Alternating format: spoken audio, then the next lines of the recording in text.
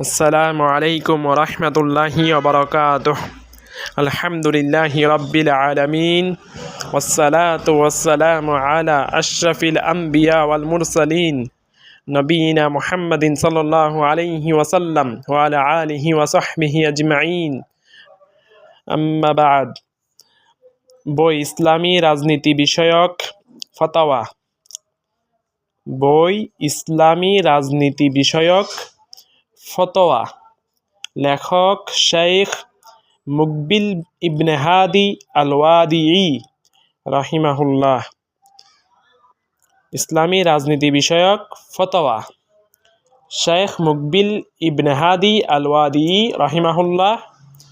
অনুবাদ আব্দুল্লাহ আনসারী। দাওরাতুল হাদিস জামিয়া শারঈয়া, মালিবাগ, ঢাকা। সম্পাদনায় আব্দুল আলিম ইবনে কাউসার মাদানী। প্রকাশনায় মাকতাবাতুস সুন্নাহ। পর্ব নাম্বার 2, পৃষ্ঠা নাম্বার 24।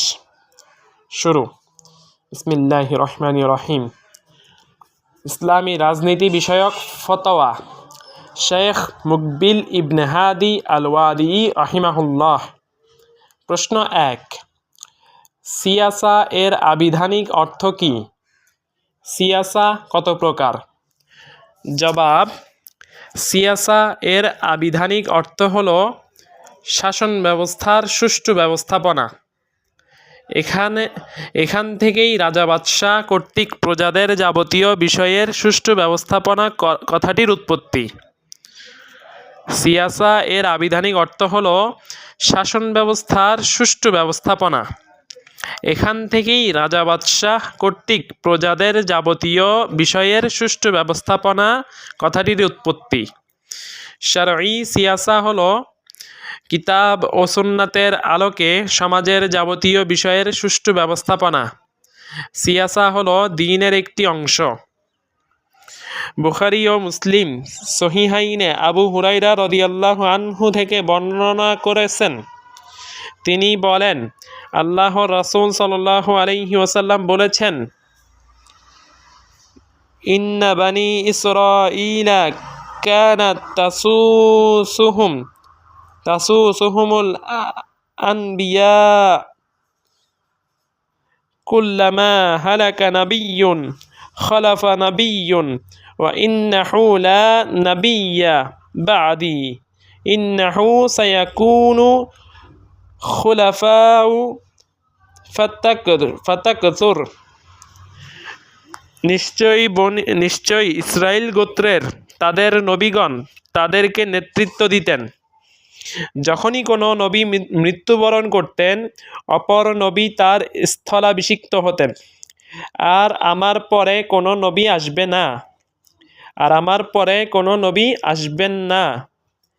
আমার পরে অচিরেই খলিফাগণ আসবে, যাদের সংখ্যা হবে অনেক বেশি। সহিহ মুসনাদে আহমদ, হাদিস নং 7947। সিয়াসা 3 প্রকারে বিভক্ত। 1, সিয়াসা শারঈয়া। আমির উমারা, বাদশাহ, শাসক ও নেতা শ্রেণী কর্তৃক জনগণকে কোরআন ও সুন্নাহর আলোকে পরিচালনা করাই হচ্ছে সিয়াসা শারঈয়া। সুন্নাতের এটাই হলো শারঈ সিয়াসা। 2, শয়তানি সিয়াসা। সিয়াসাতুশ শাইতান। শয়তানি সিয়াসা মিথ্যা ও ধোঁকাবাজির শাসন ব্যবস্থা, যার চিত্র বর্তমান যুগে বিদ্যমান। 3, মুবাহ সিয়াসা। সিয়াসাতু মুবাহা। মুবাহ সিয়াসা হলো রাজা বাদশাহদের শাসন ব্যবস্থা, অর্থাৎ শরীয়তের সঙ্গে সাংঘর্ষিক নয় এমন আইন ব্যবস্থার দ্বারা প্রজাদেরকে সুষ্ঠুরূপে শাসন করা। এটা হলো মুবাহ, বৈধ শাসন ব্যবস্থা।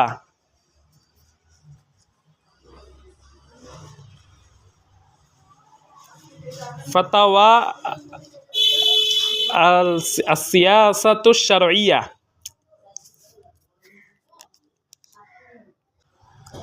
পৃষ্ঠা নাম্বার 25, ফাতাওয়া আসিয়াসাতুশ শারঈয়া। প্রশ্ন 2, ইসলামী রাষ্ট্র কায়েম করার লক্ষ্যে নবী সাল্লাল্লাহু আলাইহি ওয়াসাল্লাম কোন কোন ধাপগুলো অনুসরণ করেছেন? জবাব: নবী সাল্লাল্লাহু আলাইহি ওয়াসাল্লাম অনেকগুলো ধাপ অতিক্রম করেছেন। ধাপগুলো হলো: 1. নিষ্ঠাপরায়ণ সত্যবাদী ব্যক্তি গঠন। 2. দ্বীনি শিক্ষা। 3. ধৈর্যের দীক্ষা। নবী সাল্লাল্লাহু আলাইহি ওয়াসাল্লাম স্বীয় সাহাবীগণের সঙ্গে ক্ষুধার কষ্ট ভোগ করেছেন, ঠান্ডা আবহাওয়ায় ধৈর্য ধারণ করেছেন, শত্রুদের আঘাতে জর্জরিত হয়েছেন, নিকটাত্মীয়দের পরীক্ষায় পতিত হয়েছেন। এমনই আরও বহু কঠিন পরীক্ষায় তারা ধৈর্যের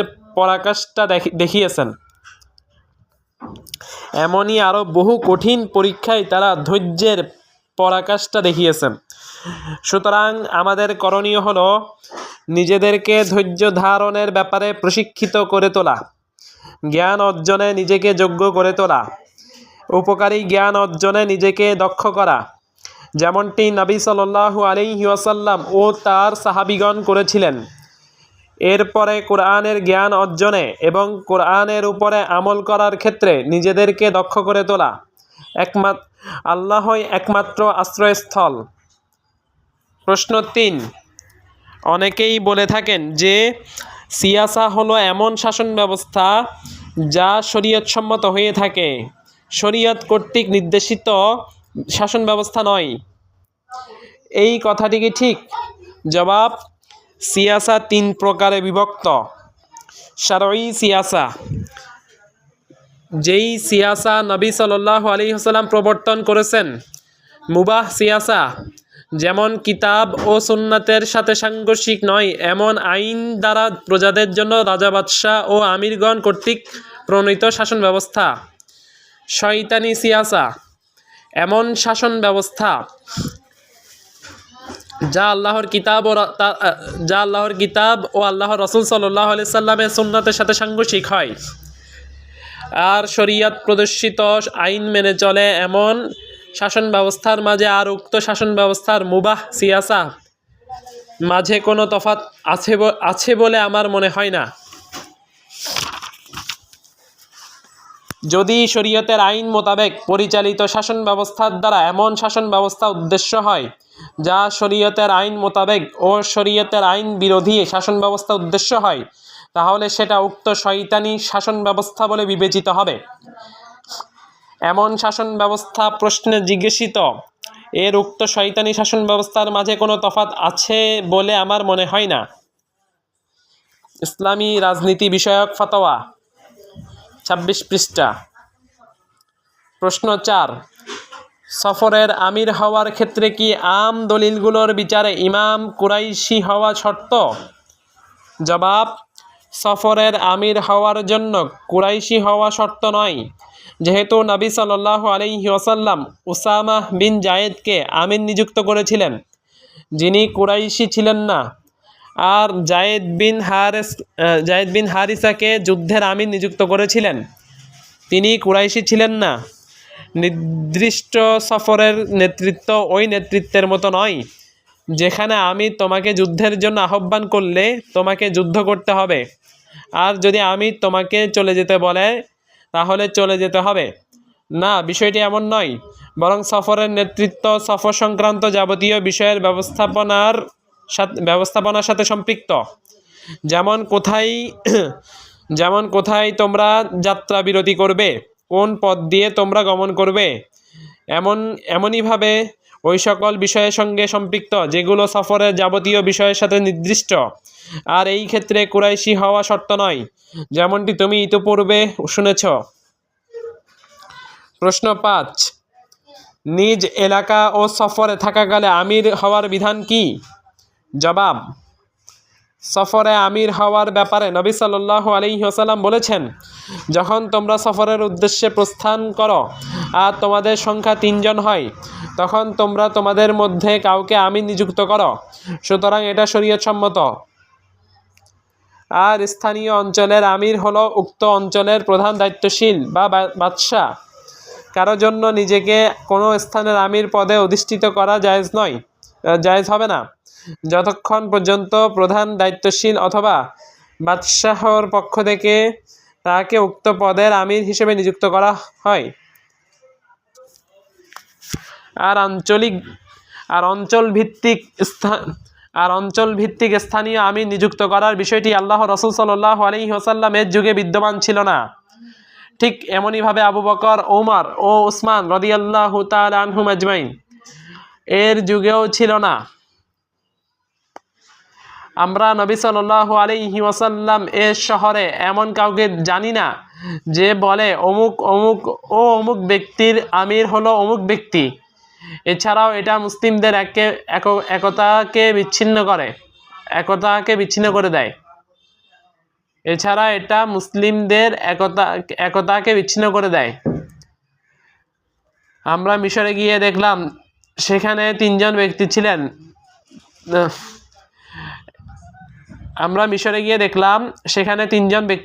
ব্যক্তি বিশিষ্ট অনেক দল আছে যাদের ভিন্ন ভিন্ন আমিরুল মুমিনিন ধার্য করা আছে,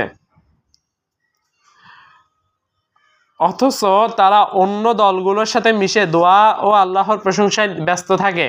আল্লাহই একমাত্র আশ্রয়স্থল। আমরা মিশরে গিয়ে দেখলাম সেখানে 3 জন ব্যক্তি বিশিষ্ট এমন অনেক দল আছে, সেখানে 3 জন ব্যক্তি যাদের ভিন্ন ভিন্ন আমিরুল মুমিনিন ধার্য করা আছে, অথচ তারা অন্য দলগুলোর সাথে মিশে দোয়া ও আল্লাহর প্রশংসায় ব্যস্ত থাকে। আল্লাহই একমাত্র আশ্রয়স্থল।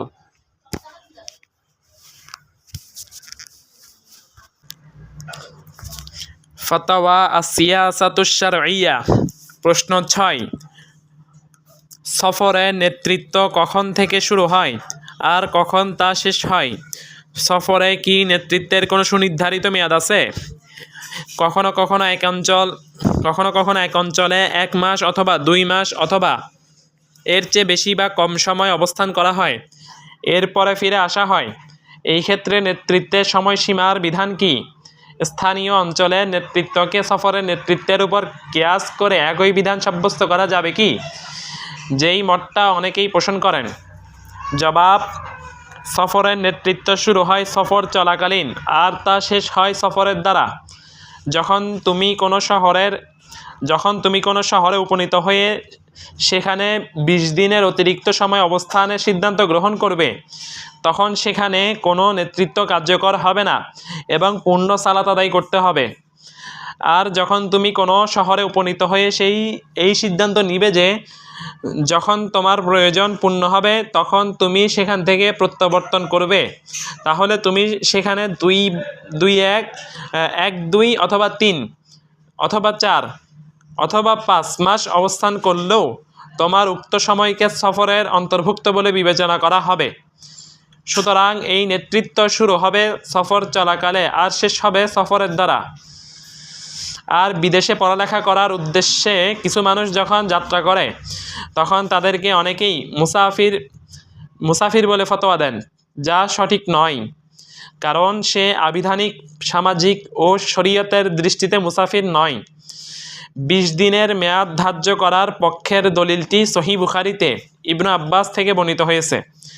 নবী সাল্লাল্লাহু আলাইহি ওয়াসাল্লাম তাবুকে 19 দিন অবস্থান করেছেন। তিনি বলেছেন, আমরা সালাতে কসর করব। আর তাই ইবনু আব্বাস বলেন, আমরা যখন 20 দিনের অথবা 19 দিনের অতিরিক্ত সময় অবস্থান করব তখন পূর্ণ সালাত আদায় করব। এটা ইবনু আব্বাস এর ইজতিহাদ।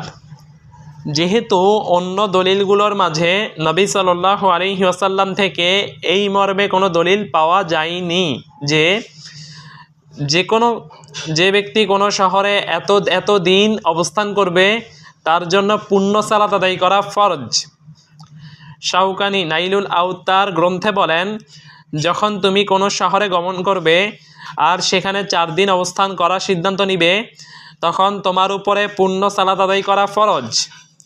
কথাটির অর্থ প্রায় এমনই, তবে এই মেয়াদটি হলো হাদিসে বর্ণিত সর্বোচ্চ মেয়াদ, যা ইবনু আব্বাসের হাদিসে বর্ণিত হয়েছে। তবে এটা একটি ইজতিহাদি মাসআলা, আল্লাহই একমাত্র আশ্রয়স্থল। ইসলামী রাজনীতি বিষয়ক ফতোয়া 28 পৃষ্ঠা। প্রশ্ন 7, শেখ ইখওয়ানি ও অন্যান্য সংগঠনের সদস্যরাও তো আমিরের বায়াত গ্রহণ করে, তাদের বায়াত কোন প্রকারের বায়াত বলে বিবেচিত হবে? জবাব, বায়াত গ্রহণ করা হয় আমিরুল মুমিনিন খলিফাতুল মুসলিমিন এর পক্ষে, অথবা যাকে আমিরুল মুমিনিন কোনো নেতৃত্বের পদে অধিষ্ঠিত করেছেন একমাত্র তারই পক্ষে গ্রহণ করা যায়। প্রত্যেক 3 জন অথবা 4 জন অথবা 10 জন অথবা 20 জনের একজন করে আমিরুল মুমিনিন থাকবে। এটা শরিয়াতে বিদআত বলে বিবেচিত হবে। রাসূল সাল্লাল্লাহু আলাইহি ওয়াসাল্লাম বলেছেন, মান আহদাসা ফি আমরিনা হাযা মা লাইসা মিনহু ফাহুয়া রাদ। যে ব্যক্তি আমাদের এই দ্বীনের মাঝে কোনো নতুন রীতি উদ্ভাবন করলো, তার সেই রীতি বর্জিত হবে। সহিহ মুসলিম হাদিস 1718। মান আহদাসা ফি আমরিনা হাযা মা লাইসা মিনহু ফাহুয়া রাদ্দুন। যে ব্যক্তি আমাদের এই দ্বীনের মাঝে কোনো নতুন রীতি উদ্ভাবন করলো, তার সেই রীতি বর্জিত হবে। সহিহ মুসলিম 1718। তাদের বায়াত সংশ্লিষ্ট অঙ্গীকারগুলোকে পূরণ করতে পারে না, যা এই আয়াতে উল্লেখ করা হয়েছে। ইয়া আইয়ুহাল্লাযীনা আমানু আউফু বিল উকুদ। হে ঈমানদারগণ, তোমরা তোমাদের কৃত অঙ্গীকারসমূহ পূর্ণ করো। সূরা আল মাইদা 5 নং সূরা 1 নম্বর আয়াত। যখন অঙ্গীকারগুলো শারঈ অঙ্গীকার হবে, অন্যথায় রাসূল সাল্লাল্লাহু আলাইহি ওয়াসাল্লাম বলেছেন, আইয়ুমা শারতিন লাইসা ফি কিতাবিল্লাহ ফাহুয়া বাতিল ওয়া ইন কানা মিয়াতান ওয়া হুয়া কানা মিয়াতা শারতিন। আল্লাহর কিতাব নেয় এমন যে কোনো শর্ত বাতিল বিবেচিত হবে, যদিও তা শত শর্ত হয়। সহিহ বুখারী হাদিস নং 2168, সহিহ মুসলিম হাদিস নং 1504। ফাতাওয়ায়ে আস-সিয়াসা আশ-শারঈয়্যা পৃষ্ঠা 29। প্রশ্ন 8, মুসলিম শাসকগণ কি বায়াত দেওয়ার উপযুক্ত? জবাব, এই বিষয়টি আমি মুসলিম শাসকদের নিকটেই সমর্পিত করছি। আমি তাদের উদ্দেশ্যে বলবো, যদি তারা আমেরিকার প্রতিনিধি হয়ে থাকে আর তাদের নিজেদের ব্যাপারে তারাই সবচেয়ে ভালো জানেন, তাহলে তাদের নিকট বায়াত গ্রহণ করা সহিহ নয়। আর যদি তারা আমেরিকার এজেন্ট না হয়, বরং তারা যদি ইসলামী শরিয়া এর বাস্তবায়নের লক্ষ্যে কাজ করে, তাহলে তাদের নিকট বায়াত গ্রহণ করা সহিহ হবে। ফাতাওয়া সিয়াসা শারঈয়্যা পৃষ্ঠা 29। প্রশ্ন নাম্বার 9, যে ব্যক্তি বায়াত গ্রহণ না করে মৃত্যুবরণ করলো, সে জাহিলি যুগের ন্যায় মৃত্যুবরণ করলো, এই হাদিসের ব্যাখ্যা কি? জবাব, যে ব্যক্তি বায়াত গ্রহণ না করে মৃত্যুবরণ করলো, সে জাহিলি যুগের ন্যায় মৃত্যুবরণ করলো। সহিহ মুসলিম হাদিস নং 1851।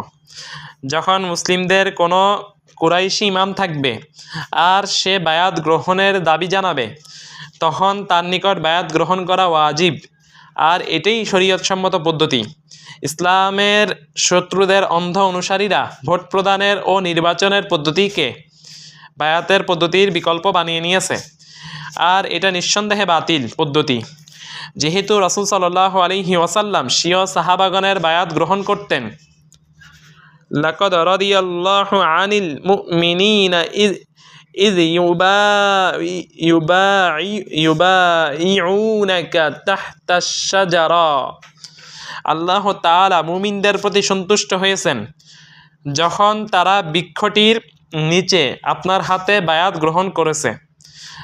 সূরা আল ফাতহা, সূরা আল ফাতাহ 48 নম্বর সূরার 18 নম্বর আয়াত। এছাড়াও আল্লাহর রাসূল সাল্লাল্লাহু আলাইহি ওয়াসাল্লাম হুদাইবিয়ার যুদ্ধের ময়দান ছেড়ে পলায়ন না করার মর্মে কিছু সাহাবীর বায়াত নিয়েছেন, আর কিছু সাহাবীর বায়াত নিয়েছেন আমৃত্যু যুদ্ধের ময়দানে অবিচল থাকার মর্মে। আর যখন কুরাইশি নয় এমন কোনো ব্যক্তি নেতৃত্ব দখল করে নিবে এবং তার ক্ষমতা সুদৃঢ় হয়ে যাবে, তখন তার বায়াত গ্রহণ করতে হবে।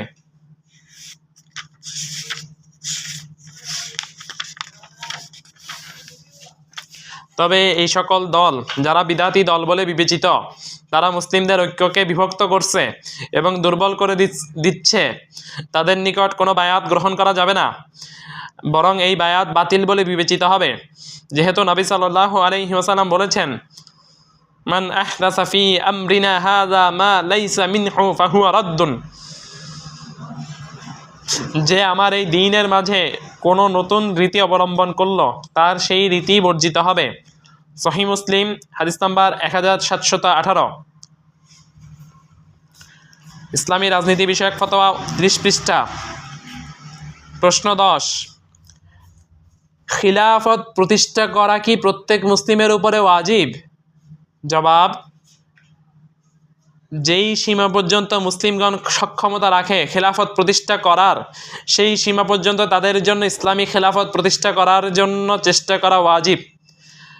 আমরা শিয়াদের ন্যায় বলতে পারি না সর্বপ্রথম ওয়াজিব দায়িত্ব হলো একজন ইমাম খলিফা এর উপস্থিতি, বরং প্রথম ওয়াজিব হলো মানুষের জন্য লা ইলাহা ইল্লাল্লাহ বলতে জানা। যখন নবী সাল্লাল্লাহু আলাইহি ওয়াসাল্লাম মুআজ বিন জাবালকে ইয়েমেনে প্রেরণ করলেন, তখন বললেন, ইন্নাকা তাকদামু আলা কওমিন আহলিল কিতাব ফালিয়াকুন আউওয়ালা মা তাদউহুম ইলাইহি ইবাদাতুল্লাহি আযজা ওয়া জাল্লা ফাইযা আরাফুল্লাহ فأخبرهم أن الله فرض عليهم 5 صلوات في يومهم وليلتهم فإذا فعلوا فأخبرهم أن الله قد فرض عليهم زكاة تؤخذ من أغنيانهم فترد على فقرائهم فإذا أطاعوا بها فخذ منهم وتوكى كرائم أموالهم। যখন নবী সাল্লাল্লাহু আলাইহি ওয়াসাল্লাম মুআজ বিন জাবালকে ইয়েমেনে প্রেরণ করলেন, তখন বললেন, তুমি আহলুল কিতাবের একটি সম্প্রদায়ের নিকট যাচ্ছ, সুতরাং তাদেরকে সর্বপ্রথম তুমি যেই বিষয়ের দিকে আহ্বান করবে তা হলো আল্লাহ ছাড়া অন্য কোনো প্রকৃত উপাস্য নেই এবং মুহাম্মদ সাল্লাল্লাহু আলাইহি ওয়াসাল্লাম আল্লাহর রাসূল, এই কথার সাক্ষ্য প্রদান করা। যদি তারা তোমার প্রস্তাবে সাড়া দেয়, তাহলে তাদেরকে জানিয়ে দাও যে আল্লাহ তাআলা তাদের উপরে দিবসে এবং রাত্রে 5 ওয়াক্ত সালাত ফরজ করেছেন। যদি তারা এই দাবি মেনে নেয়, তাহলে তাদেরকে জানিয়ে দাও যে আল্লাহ তাআলা তাদের উপরে যাকাত ফরজ করেছেন, যা তাদের ধনী ব্যক্তিদের সম্পদ থেকে নিয়ে গরিবদের মাঝে বণ্টন করে দেওয়া হবে। তবে আমি তোমাকে তাদের উৎকৃষ্ট সম্পদ গ্রহণ করার ব্যাপারে সাবধান করছি। সহিহ মুসলিম হাদিস 19।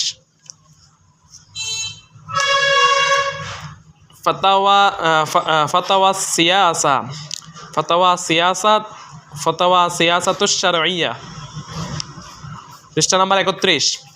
প্রশ্ন 11, মান মাতা ওয়া লাম ইউবাই, যে ব্যক্তি বায়াত গ্রহণ না করে মৃত্যুবরণ করলো, হাদিসটি কি শব্দগত মুতাওয়াতির নাকি অর্থগত?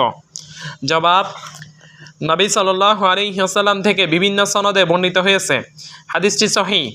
আর যখন কোনো হাদিস সাব্যস্ত হয়ে যায় তখন সেই হাদিসের উপরে আমল করা ওয়াজিব হয়ে যায় এবং সংশ্লিষ্ট হাদিস থেকে যেই বিধান সাব্যস্ত হয় সেই বিধান অনুসারে হাদিসটি মেনে নেওয়া ওয়াজিব।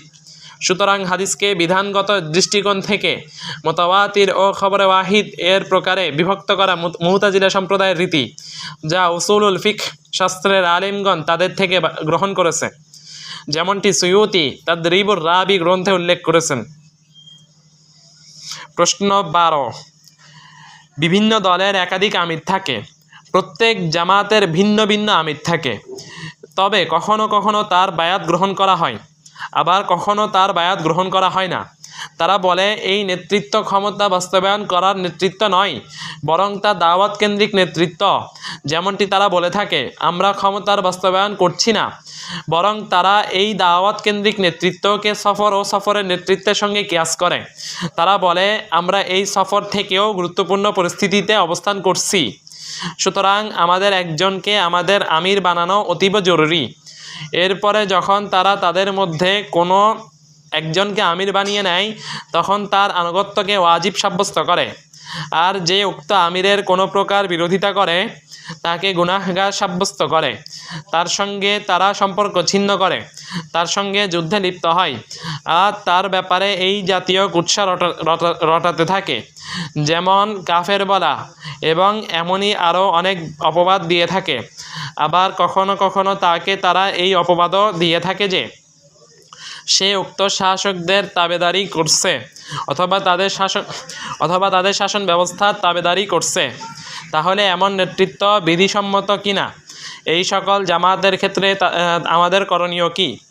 জবাব, এই জামাতগুলোর অবস্থা হলো জাহিলি যুগের জামাতগুলোর ন্যায়। উপস্থিত ব্যক্তি যেন অনুপস্থিত ব্যক্তির কাছে এই বার্তাটি পৌঁছে দেয়। আমরা যখন থেকে নিজেদের ব্যাপারে জানতে পেরেছি তখন থেকেই আমাদের এই দাবি। আর নবী সাল্লাল্লাহু আলাইহি ওয়াসাল্লাম সহিহাইনে জাবিরের হাদিসের বর্ণনা অনুসারে বলেছেন, যখন একজন আনসারি ও একজন মুহাজির ব্যক্তি ঝগড়া করতে লাগলো তখন আনসারি ব্যক্তিটি বলল, হে আনসারগণ, কোথায় আছো তোমরা, সাহায্য করো। তখন মুহাজির ব্যক্তিটি বলল, হে মুহাজির সম্প্রদায়, কোথায় আছো, তোমরা সাহায্য করো। তখন নবী সাল্লাল্লাহু আলাইহি ওয়াসাল্লাম বললেন, আবিদাওয়াল জাহিলিয়াতি ওয়া আনা বাইনা আযুহরিকুম দাউহা ফাইন্নাহা মুনতিনা। তোমরা জাহিলি যুগের পক্ষপাতিত্বের সুরে একে অপরকে আহ্বান করছো, অথচ আমি তোমাদের মাঝে বিদ্যমান। এমন আহ্বান বর্জন করো, কারণ এটা দুর্গন্ধময় আহ্বান। এবং সহিহ বুখারীর বর্ণনা অনুসারে নবী সাল্লাল্লাহু আলাইহি ওয়াসাল্লাম বলেছেন, লাইসা মিন্না মান দারাবাল খুদুদা ওয়া শাক্কাল জুয়ুবা ওয়া দাআ বিদাওয়াল জাহিলিয়া। যে ব্যক্তি নিজের গালে চপেটাঘাত করে, পোশাক ছিঁড়ে ফেলে এবং জাহিলি যুগের পক্ষপাতিত্বের সুরে আহ্বান করে, সে আমাদের অন্তর্ভুক্ত নয়। সহিহ বুখারী হাদিস নাম্বার 1297। মুসলিমগণ একটি সময় জুড়ে দলীয় পক্ষপাতিত্বের ফিতনা থেকে স্বস্তির নিঃশ্বাস ফেলছিল। যখন মুসলিমদের মাঝে এই দলগুলোর আবির্ভাব হলো, আমি হতবাক ও বিস্মিত হয়ে গেলাম। যখন আমি মিশরে থাকাকালে দেখলাম এমন 3 জন ব্যক্তি বিশিষ্ট দলকে, যাদের একজন করে আমিরুল মুমিনিন আছে। সুতরাং এটা এমন একটি ফিতনা যার দ্বারা ইসলামের শত্রুদের চক্ষু শীতল হয়। নবী সাল্লাল্লাহু আলাইহি ওয়াসাল্লাম বলেছেন, যা আবু দাউদের বর্ণনা অনুসারে মুহাম্মদ বিন আমর বিন আলকামা আবু সালামা থেকে আবু হুরায়রার সূত্রে বর্ণিত হয়েছে, ইফতারাকাতিল ইয়াহুদু আলা 71 ফিরকাতান ওয়াফতারাকাতিন নাসারা আলা সানাতাইনি ওয়া 70 ফিরকাতান ওয়ানাফতারিকু উম্মতি আলা 73 ফিরকাতা। ইয়াহুদি সম্প্রদায় 71টি দলে বিভক্ত হয়েছে, আর নাসারা সম্প্রদায় 72টি দলে বিভক্ত হয়েছে, আর এই উম্মত 73টি দলে বিভক্ত হবে। সহিহ আবু দাউদ হাদিস নাম্বার 4546। 96। ইবনে মাজাহ হাদিস নাম্বার 3991। এই দলীয় বিভাজন মুসলিমদের দুর্বল করে দিয়েছে আর তাদের ঐক্যকে বিচ্ছিন্ন করে দিয়েছে। মহান আল্লাহ স্বীয় মহাগ্রন্থে বলেন, ওয়ালা তানাজাউ ফাতাফশালু, তোমরা আপোষে ঝগড়া বিবাদ করো না, তাহলে তোমরা অকেজো হয়ে পড়বে। সূরা আল আনফাল 8 নম্বর সূরা 46 নম্বর আয়াত। আর ইহুদিদের ব্যাপারে বলেছেন, তাহসাবুহুম জামিউ ওয়া কুলুবুহুম শাত্তা, আপনি তাদের সকলকে জোটবদ্ধ দেখলেও তাদের অন্তর বিভক্ত। সূরা আল হাশর 59 নম্বর সূরা 14 নম্বর আয়াত। মহান আল্লাহ আরো বলেন, ওয়াতাসিমু বিহাবলিল্লাহি জামিআ ওয়ালা তাফাররাকু, তোমরা সকলে আল্লাহর রজ্জুকে আঁকড়ে ধরো, আল্লাহর রজ্জু থেকে বিচ্ছিন্ন হয়ে যেও না। সূরা আল ইমরান 3 নম্বর সূরা 103 নম্বর আয়াত। মহান আল্লাহ আরো বলেন, ইন্নাল্লাযীনা ফাররাকু দীনাহুম ওয়া কানু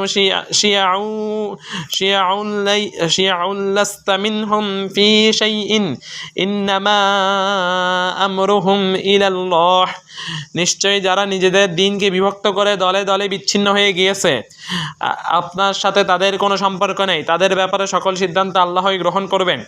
সূরা আল আনআম 6 নম্বর সূরা 159 নম্বর আয়াত। এই দলগুলোর প্রত্যেকে শিয়া আমিরকে মহাসম্মান প্রদর্শন করে এবং তাদের দলের দিকে আহ্বান করার ব্যাপারে অধিক গুরুত্ব দিয়ে থাকে, আর ইসলামের পথে দাওয়াত দেওয়াকে পরিত্যাগ করে। বরং তাদের দলগুলোকে যে পরিত্যাগ করে তার বিরুদ্ধে তারা প্রচণ্ড রূপে রাগান্বিত হয়ে যায় আর তাকে বিভিন্ন বিরক্তিকর উপাধি দ্বারা ডাকতে থাকে। কিন্তু আল্লাহ তাআলা স্বীয় দ্বীনকে অবশ্যই সমুন্নত করবেন এবং স্বীয় দ্বীনকেই সাহায্য করবেন। সুতরাং আমি প্রত্যেক ভাইকে এই মর্মে উপদেশ দিচ্ছি যে আল্লাহর কিতাব ও আল্লাহর রাসূল সাল্লাল্লাহু আলাইহি ওয়াসাল্লাম এর সুন্নাহকে শক্ত করে আঁকড়ে ধরতে হবে এবং প্রত্যেক মুসলিমের সঙ্গে বন্ধুত্বপূর্ণ আচরণ করতে হবে। আল্লাহ তাআলা বলেন, ইন্নামা ওয়ালিয়ুকুমুল্লাহু ওয়া রাসূলুহু ওয়াল্লাযীনা আমানুল্লাযীনা ইউকীমুনাস সালাতা ওয়া ইউতুনাজ যাকাতা ওয়া হুম রাকিউন, তোমাদের একমাত্র বন্ধু আল্লাহ ও তার রাসূল এবং ওই সকল ঈমানদার যারা সালাত কায়েম করে এবং বিনয়াবনত হয়ে যাকাত প্রদান করে। সূরা আল মাইদা 5 নম্বর সূরা 55 নম্বর আয়াত। এই দলগুলোর কোনো ভিত্তি নেই। সেই বিষয়ের সবচেয়ে বড় প্রমাণ হলো তুমি দেখবে তাদের দলের কোনো একজন যুবক উত্তেজিত হয়ে মিম্বার প্রকম্পিত করে মানুষকে তার দলের দিকে আহ্বান করছে, আর কিছুদিন পরে তুমি জানতে পারবে সে এই দল থেকে বিচ্ছিন্ন হয়ে আরেকটি দলে যোগদান করেছে এবং পূর্বের দলটি সমালোচনা করছে, অথবা সে নিজেই একটি দল তৈরি করেছে। এটাই হলো প্রকৃত দলিল যে এই দলগুলো আল্লাহর কিতাব ও আল্লাহর রাসূল সাল্লাল্লাহু আলাইহি ওয়াসাল্লামের সুন্নাহকে আঁকড়ে ধরেনি। আর এই মতানৈক্য সৃষ্টির ফলে দলগুলো আল্লাহর কিতাব ও আল্লাহর রাসূলের সুন্নাহকে আঁকড়ে ধরতে পারে না, কেননা আল্লাহ তাআলা আমাদের নিকট মতানৈক্যের থেকে আরোগ্য লাভের চিকিৎসা নাজিল করেছেন। তিনি বলেন, ওয়ামা ইখতালাফতুম ফীহি মিন শাইইন ফাহুকমুহু ইলাল্লাহ, তোমরা মতানৈক্যে লিপ্ত হও এমন যে কোনো বিষয়ে চূড়ান্ত সিদ্ধান্ত আল্লাহর নিকটে আছে। সূরা আশ-শুরা 42 নম্বর সূরা 10 নম্বর আয়াত। তিনি আরো বলেন, ফাইন তানাযাতুম ফি শাইইন ফারুদ্দুহু ইলাল্লাহি ওয়ার রাসূলি ইন কুনতুম তুমিনুনা বিল্লাহি ওয়াল ইয়াউমিল আখির, যদি তোমরা কোনো বিষয়ে বিবাদে লিপ্ত হও তাহলে সেই বিষয়ের সিদ্ধান্ত আল্লাহ ও তার রাসূলের নিকট সমর্পণ করো, যদি তোমরা আল্লাহর প্রতি ও পরকালের প্রতি বিশ্বাস স্থাপন করে থাকো। সূরা আন-নিসা 4 নং সূরা 59 নম্বর আয়াত। আর নেতৃত্বের বিষয়ে বিধান হলো, যেহেতু তাদের মূল ভিত্তি বাতিল, বিধায় শাখাগত বিধানও নেতৃত্বের বিষয়টি বাতিল বিবেচিত হবে। আর নেতৃত্ব সফরের মাঝে সাব্যস্ত হয় এবং খলিফার জন্য সাব্যস্ত হয়। আর আমরা এই নৈরাজ্যের দিকে আহ্বান করছি না, বরং আমরা নৈরাজ্যের কারণে ব্যথিত হই। আমরা শাসন ব্যবস্থার অবসানও চাই না, বরং কিতাব ও সুন্নাহ মোতাবেক পরিচালিত শাসন ব্যবস্থা বর্জনের কারণে আমরা দুঃখিত হই। কিন্তু তারা কিভাবে কাজ করছে? মহান আল্লাহ তাআলা স্বীয় মহাগ্রন্থে বলেন, ফাসআলু আহলা যিকরি ইন কুনতুম লা তা'লামুন। যদি তোমরা না জানো তাহলে আলেমদেরকে জিজ্ঞাসা করো। সূরা আন-নাহল 16 নম্বর সূরা 43 নম্বর আয়াত। আর প্রত্যেক শাস্ত্রেই সমাধানের জন্য শাস্ত্রবিদদের নিকট শরণাপন্ন হওয়ার সুযোগ আছে। উদাহরণস্বরূপ, রণবিদ্যার ক্ষেত্রে ওই ব্যক্তির শরণাপন্ন হতে হবে যে উক্ত বিষয়ে অভিজ্ঞ। নবী সাল্লাল্লাহু আলাইহি ওয়াসাল্লাম খালিদ বিন ওয়ালিদ ও আমর বিন আস রাদিয়াল্লাহু তাআলা আনহুমা কে নেতৃত্বভার অর্পণ করতেন, অথচ তাদের চেয়েও যোগ্য নেতৃত্ববান ব্যক্তি মুসলিমদের মাঝে বিদ্যমান ছিল। এমনকি ইমাম বুখারী রাহিমাহুল্লাহ সহিহ বুখারীতে এই শিরোনামে অধ্যায় রচনা করে বলেছেন, বাবু ইমারতিল মাফদুলি আলাল ফাদিল। অধ্যায় নেতৃত্বভার অর্পণের ক্ষেত্রে তুলনামূলক কম যোগ্য ব্যক্তিকে অধিক যোগ্য ব্যক্তির উপরে প্রাধান্য দেওয়া। তুলনামূলক কম যোগ্য ব্যক্তিকে অধিক যোগ্য ব্যক্তির উপরে প্রাধান্য দেওয়া। সুতরাং যুদ্ধের নেতৃত্বভার ওই ব্যক্তির উপরেই সমর্পিত করা হবে যে তা পরিচালনার যোগ্যতা রাখে এবং ইসলাম ও মুসলিমদের কল্যাণকামী হয়। আর ওই ব্যক্তির ফতোয়াই গ্রহণযোগ্য হবে যে ফতোয়া দেওয়ার উপযুক্ত। সুতরাং জাগতিক অভিজ্ঞতাসমূহকে এই ক্ষেত্রে অকার্যকর মনে করা উচিত হবে না।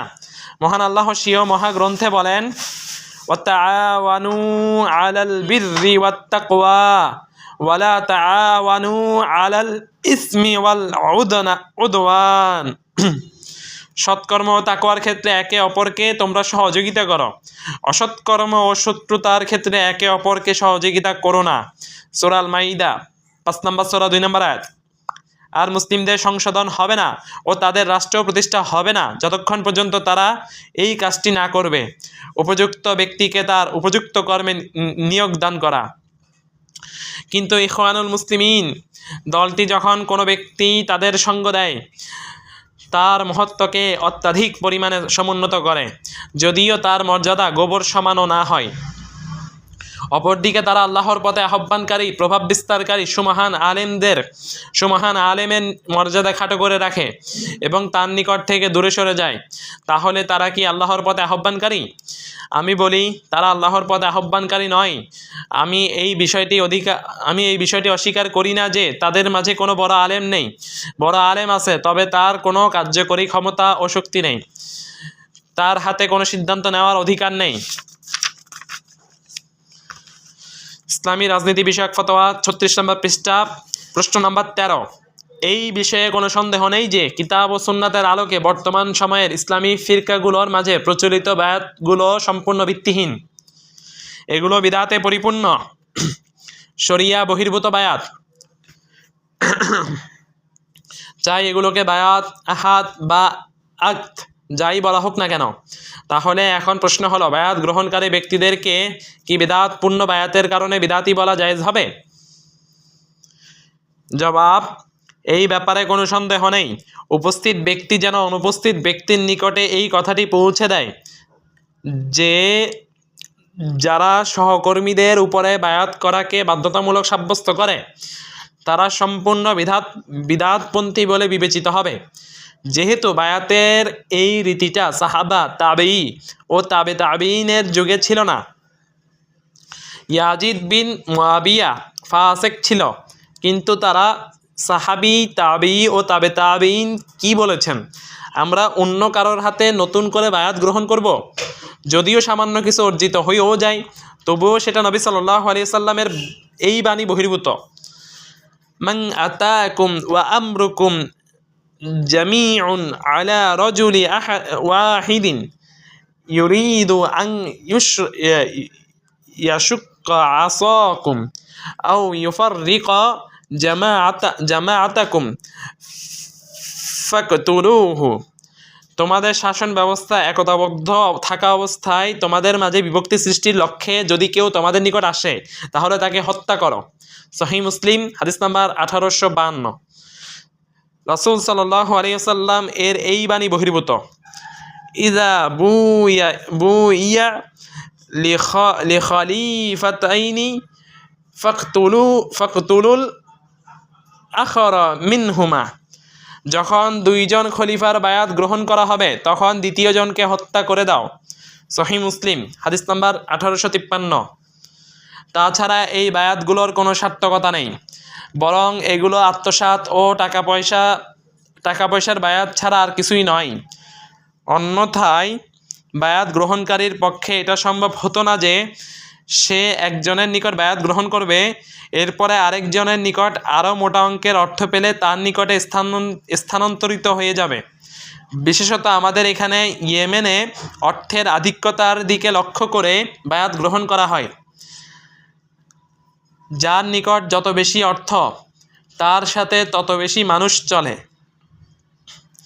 আর বায়াত সংশ্লিষ্ট আয়াত ও হাদিসসমূহ দ্বারা দলিল পেশ করাটা সঠিক নয়, কারণ এই দলিলগুলোকে অনুপযুক্ত স্থানে প্রয়োগ করা হয়। কেননা এখানে মুসলিমদের ইমামের নেতার নিকট বায়াতের কথা বলা হয়েছে। হে ভাই, যখন তুমি মিশরে গমন করবে সেখানে দেখতে পাবে এমন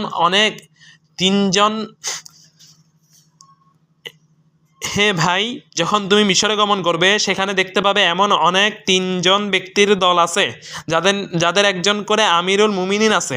আবার কখনো আমাদের ভাই ওসামার বক্তব্য অনুসারে, যেমনটি আমি শুনেছি, জেলখানার কুঠুরিতে তুমি তাদেরকে দেখবে তারা দিশেহারা অবস্থায় থাকাকালে একজন দাঁড়িয়ে যায় এবং সংবাদ পাঠ করতে থাকে। জেলখানায় থাকা অবস্থায় অন্ধকার কুঠুরিতে বসে সংবাদ পাঠ করতে থাকে। সুতরাং হে আমাদের ভাইগণ, জেনে রাখো, মূর্খতাই তাদেরকে এই পরিণতিতে নিয়ে এসেছে। আর যে কেউ এমন বায়াতের পক্ষে মত পোষণ করবে সে অবশ্যই ভুলকারী বলে বিবেচিত হবে। এভাবেই দলগুলোর সংখ্যা দিন দিন বেড়ে চলেছে আর ভিন্ন ভিন্ন মতের সংখ্যা বৃদ্ধি পাচ্ছে। আল্লাহ তাআলা বলেন, আল্লাযীনা ফারকু দীনাহুম ওয়া কানু শিয়াআন লাস্তা মিনহুম ফি শাইইন ইনমা আমরুহুম ইলাল্লাহ।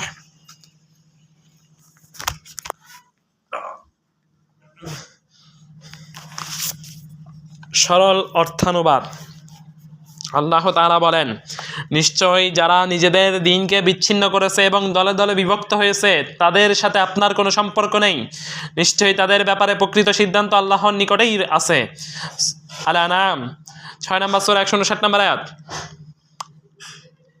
আর নবী সাল্লাল্লাহু আলাইহি ওয়াসাল্লাম বলেছেন, ইন্না ইয়াদাল্লাহি মাআল জামাআ, নিশ্চয় আল্লাহর হাত জামাতের সাথে আছে। তিনি আরো বলেছেন, মান ফারাকা আল জামাআতা ঈদা শিবরিন ফামাতা মিতাতান জাহিলিয়াতান। যে ব্যক্তি জামাত থেকে এক বিগত পরিমাণ বিচ্ছিন্ন হয়ে গেল সে জাহিলি যুগের ন্যায় মৃত্যুবরণ করবে। আরও বলেছেন, ফাইন লাম ইয়াকুন লাহুম ইমামুন ওয়ালা জামাআতুন, যদি তাদের কোনো ইমাম ও জামাত না থাকে। কিন্তু তারা এখন আমাদেরকে শতদলে বিভক্ত করে দিয়েছে এবং নিজেরাও শতদলে বিভক্ত হয়ে গিয়েছে, আর প্রত্যেক দল নিজ নিজ দলের নামকে সমুন্নত করছে। আল্লাহই একমাত্র আশ্রয়স্থল। ইসলামী রাজনীতি বিষয়ক ফতোয়া 38 পৃষ্ঠা। প্রশ্ন নাম্বার 14, যখন আমির তার ব্যক্তিগত কোনো বিষয় বাস্তবায়নের আদেশ জারি করেন, যেমন পোশাক ধৌত করা, তার বাহনের লাগাম ধরে রাখা ইত্যাদি, যে সকল বিষয়ে তার ব্যক্তিগত স্বার্থের সাথে জড়িত, তখন কি তার আনুগত্য করা ওয়াজিব নাকি মুস্তাহাব? জবাব, আমি জানি না আল্লাহ রাসূল সাল্লাল্লাহু আলাইহি সাল্লাম কখনো এমন আদেশ দিয়েছেন কিনা, কিন্তু আমির যখন কোনো গুরুত্বপূর্ণ বিষয়ে ব্যস্ত থাকেন তখন নিরাপত্তাকারী ও তাদের সহযোগী বাহিনীর জন্য আমিরকে এই জাতীয় বিষয়গুলো থেকে মুক্ত করে দেওয়া উচিত। তবে ওয়াজিব হওয়ার দৃষ্টিকোণ থেকে বলা যায় যে নবী সাল্লাল্লাহু আলাইহি ওয়াসাল্লাম বিভিন্ন যুদ্ধে গমন করতেন, কিন্তু আমরা এমন কোনো তথ্য পাইনি যে তিনি সাহাবীগণের উপরে তার পোশাক ধৌত করাকে বাধ্যতামূলক করেছেন অথবা তার ব্যক্তিগত কোনো কাজ করতে সাহাবীগণকে বাধ্য করেছেন। প্রত্যেকের মাঝেই এমন কিছু কার্যক্ষমতা ও পরিশ্রমের সক্ষমতা থাকে যা অন্যরা করতে সক্ষম হয় না। প্রশ্ন 15, এই হাদিসটির অর্থ কি? যে ব্যক্তি বায়াত না করে মৃত্যুবরণ করলো সে জাহিলি যুগের ন্যায় মৃত্যুবরণ করলো। জবাব, হাদিসটিতে যেই বায়াতের কথা বলা হয়েছে তা হলো মুসলিমদের শাসকের বায়াত। আর বর্তমান যুগে মুসলিমদের কোনো নেতা বা শাসক পাওয়া যায় না, বরং সাধারণ শাসক পাওয়া যায় যারা ক্ষমতায় অধিষ্ঠিত হয়েছেন প্রতিযোগিতা করে। যতক্ষণ পর্যন্ত তাদের মাঝে আমরা আল্লাহর পক্ষ থেকে আমাদের উপরে নাজিলকৃত স্পষ্ট দলিলের আলোকে কোনো প্রকাশ্য কুফরি না দেখতে পাবো, ততক্ষণ পর্যন্ত তাদের আনুগত্য ও বশ্যতা মেনে নিব মুসলিমদেরকে রক্তক্ষয়ী যুদ্ধ থেকে বাঁচানোর স্বার্থে। অন্যথায় বর্তমানে মুসলিমগণের কোনো শাসক বা নেতা পাওয়া যায় না। অনেক মানুষ এমন আছে যারা শাসকদের ব্যাপারে অতিভক্তি করে তাকে মুজাদ্দিদ মনে করতে থাকে। যেমন মানুষকে বলা হবে সে কোনো বিষয়ের মুজাদ্দিদ, যদি সে পথভ্রষ্টতার মুজাদ্দিদ হয় তাহলে তুমি সত্যবাদী, তবে সে ইসলামের মুজাদ্দিদ তো অবশ্যই না। আর যখন মুসলিমদের কোনো শাসক পাওয়া যাবে ইনশাআল্লাহ তার বায়াত গ্রহণ করা হবে। আর যখন কোনো মুসলিম শাসক বায়াতের দাবি করে তাহলে তার পক্ষ থেকে কোনো অনিষ্টতার ভয় থাকলে তুমি তার হাতে বায়াত গ্রহণ করতে পারবে। তবে তুমি নিজ উদ্যোগে কোনো শাসকের নিকট যেয়ে বলবে আমি আপনার হাতে বায়াত নিতে চাই। এমন ক্ষেত্রে আমরা তাদের হাতে বায়াত গ্রহণ করার পূর্বে তাদেরকে প্রশ্ন করব, আল্লাহর নামে শপথ করে জানতে চাই তুমি আমেরিকার আজ্ঞাধীন কর্মচারী কিনা। যদি তোমরা আমেরিকার আজ্ঞাবহ আদর্শিক অথবা সরাসরি হও তাহলে তোমাদের নিকট বায়াত গ্রহণ করা সহি হবে না, যেহেতু বায়াত একমাত্র মুসলিমদের শাসকেরই প্রাপ্য। কখনো কখনো মিশরে দেখা যায় যে প্রতি 3 জনের 1 জন করে আমির আছে, সুতরাং ইখওয়ানুল মুসলিমিন এর কাছে কৃত বায়াত বিদাত। এই মোরকবদ্ধ দল ও গ্রুপগুলোর কর্মীদের নিকট বায়াত গ্রহণ করা নিশ্চিত বিদাত। এমনইভাবে কোনো দলের হাতে বায়াত গ্রহণ করাও বিদাত, যেমন তাবলিগ জামায়াতের নিকট বায়াত গ্রহণ। আর এই দল ও গ্রুপগুলো কিছু মানুষের হাতে আমেরিকার পরিকল্পনা বাস্তবায়নের দায়িত্ব অর্পণ করে রেখেছে, যা মুসলিমদের দুর্বল করে দিচ্ছে, তাদের ঐক্য বিনষ্ট করে দিচ্ছে, তাদের মাঝে শত্রুতা ও বিদ্বেষ সৃষ্টি করছে, যার ফলে তারা বিভিন্ন মতে ও দলে বিভক্ত হয়ে যাচ্ছে। বাকি থাকলো এই বিষয়ের বিধান যে কোনো দাড়ি ও পাগড়ি পরিহিত এবং পায়ের অর্ধনলা পর্যন্ত পোশাক পরিধানকারী এসে তোমাকে বলে শায়েখ আপনি বায়াত গ্রহণ করেন, অমুক শায়েখ অনুমতি দিয়েছেন, আর তুমি প্রকৃত ঘটনা না বুঝেই বায়াত গ্রহণের জন্য রওনা দিলে, তাহলে এই ক্ষেত্রে বিধান কি? বিধান হলো রাসূল সাল্লাল্লাহু আলাইহি সাল্লাম বলেন মান আহাদাসা ফি আমরিনা হাযা মা লাইসা মিনহু ফাহুয়া রাদ্দুন। যে ব্যক্তি আমাদের এই দ্বীনের মাঝে কোনো নতুন বিধান সংযোজন করলো তার সংযোজিত বিধানটি বর্জিত হবে। সহিহ মুসলিম হাদিস নাম্বার 1718। যেহেতু বায়াত গ্রহণকারী শপথ করেছে আর রাসূল সাল্লাল্লাহু আলাইহি ওয়াসাল্লাম বলেছেন মান হালাফা আলা ইয়ামিনি ফারাআই গায়রাহা খায়রান মিনহা ফালইয়াতিল্লাযী হুয়া খায়রুন ওয়াল ইউকাফির আন ইয়ামিনিহি।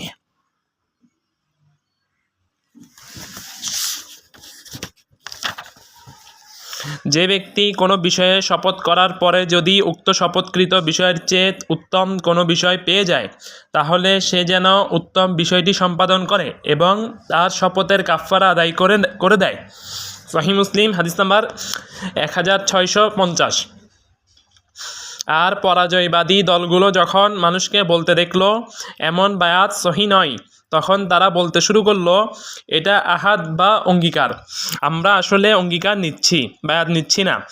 আর অঙ্গীকারের ক্ষেত্রেও একই বিধান প্রযোজ্য হবে যেমনটি পূর্বে বলা হলো।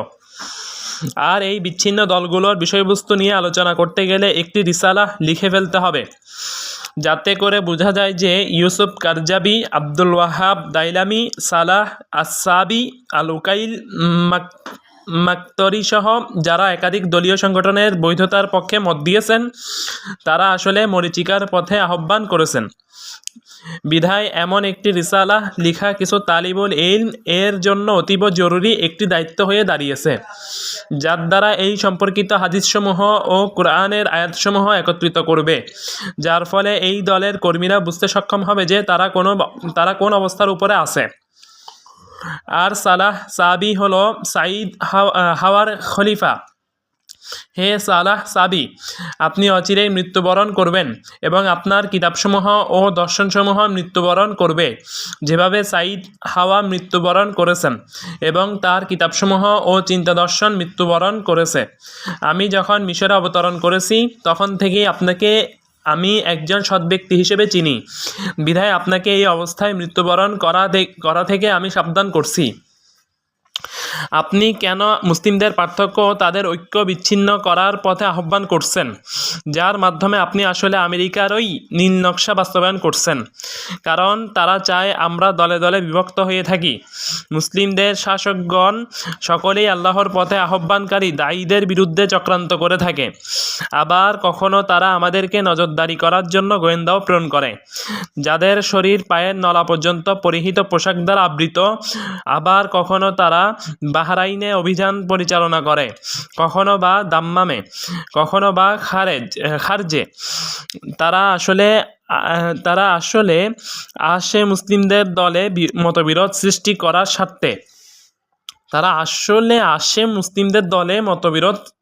করার স্বার্থে। তবে আহলুস সুন্নাহ মতানৈক্যের দিকে আহ্বান করে না। যদি কোনো ব্যক্তি বলে তোমরা ইয়েমেনের বিভিন্ন দলে বিভক্ত, তাহলে আমি বলবো আমাদের দাবি স্পষ্ট। আমরা মুসলিমদেরকে ঐক্যের দিকে আহ্বান করছি আল্লাহর কিতাব ও আল্লাহর রাসূল সাল্লাল্লাহু আলাইহি ওয়াসাল্লামের সুন্নতের পতাকার অধীনে। অবশেষে বিষয়টি এতদূর পর্যন্ত গড়ালো যে ইখওয়ানুল মুসলিমিন এর 4 জন আলেম ও আহলুস সুন্নাহ এর 4 জন আলেমকে তলব করা হলো। আর সিদ্ধান্ত হলো যে আলেমগণ যেই সিদ্ধান্তে উপনীত হবেন তাই হবে স্বীকৃত ও গ্রহণীয়। আর আমাদের সকলের পক্ষ থেকে কোনো সিদ্ধান্ত ততক্ষণ পর্যন্ত শাসকের নিকট যাবে না যতক্ষণ পর্যন্ত আলেমগণ সেটাকে স্বীকৃতি না দিবেন। তখন ইখওয়ানুল মুসলিমিন এই বিষয়টিকে সম্মতি দিল না, কারণ তারা কোনো দলিল দ্বারা ডেমোক্রেসির পক্ষে ও প্রতিপক্ষের মতকে সম্মান করার পক্ষে দলিল পেশ করবে। কোন দলিল দ্বারা জাতিসংঘের সিদ্ধান্তসমূহের প্রতি সমর্থন জানাবে, আর কোন দলিল দ্বারা নিরাপত্তা পরিষদের সিদ্ধান্তগুলোকে স্বীকৃতি দিবে। আর আমরা তো ইসলামের ইয়েমেনি ভাইদেরকে আল্লাহর কিতাব ও সুন্নাতের আলোকে সকল মুসলিমের ঐক্যের পথে আসার প্রতি আহ্বান করি। আমরা তাদেরকে বলেছি যখন শাসক বা ক্ষমতার ব্যাপার আসবে তখন ক্ষমতার চেয়ার তোমাদেরই থাকবে, আমাদেরকে আমাদের পথে ছেড়ে দিবে। আমরা দার্সের দায়ভার নিয়ে থাকব আর একে অপরকে কিতাব ও সুন্নাতের সীমায় থেকে ভালো কর্মে সহযোগিতা করব। আর আমরা আমাদের যাবতীয় সমস্যার সমাধান নির্ণয়ে কিতাব ও সুন্নাতের কাছে আমাদের সমস্যাগুলোকে সমর্পণ করব।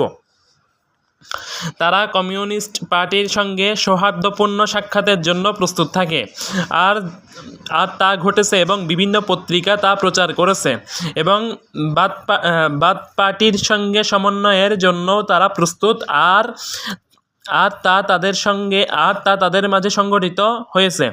তারা সুফিবাদী ও শিয়াদের সঙ্গে পারস্পরিক সহযোগিতার জন্য প্রস্তুত। কিন্তু হে আহলুস সুন্নাহের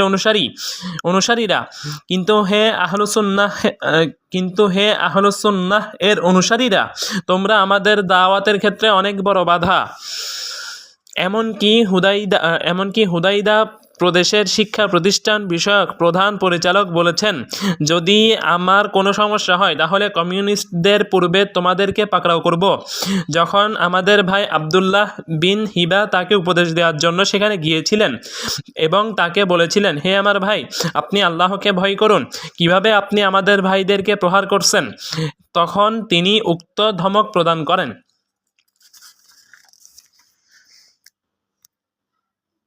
সুবহানাকা আল্লাহুম্মা বিহামদিকা আশহাদু আল্লা ইলাহা ইল্লা আনতা আস্তাগফিরুকা ওয়া আতুবু ইলাইক।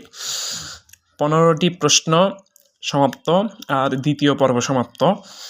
ইসলামী রাজনীতি বিষয়ক ফতোয়া বই, আর লেখক শেখ মুকবিল ইবনে হাদি আল ওয়াদি রাহিমাহুল্লাহ। 15টি প্রশ্ন পড়া হয়েছে। পৃষ্ঠা 42 নম্বর আছে, 16 নম্বর প্রশ্ন শুরু। তাহলে 41 পৃষ্ঠা অবধি পড়া হয়েছে, আর শুরু করা হয়েছে 1 নম্বর প্রশ্ন থেকে। 1 নম্বর প্রশ্ন থেকে, তার মানে 24 পৃষ্ঠা থেকে 41 পৃষ্ঠা, 24 পৃষ্ঠা থেকে 41 পৃষ্ঠা ইসলামী রাজনীতি বিষয়ক ফতোয়া শেখ মুকবিল ইবনে হাদি আল ওয়াদি রাহিমাহুল্লাহ। সুবহানাকা আল্লাহুম্মা বিহামদিকা আশহাদু আল্লা ইলাহা ইল্লা আনতা আস্তাগফিরুকা ওয়া আতুবু ইলাইক। আসসালামু আলাইকুম ওয়া রাহমাতুল্লাহি ওয়া বারাকাতুহু।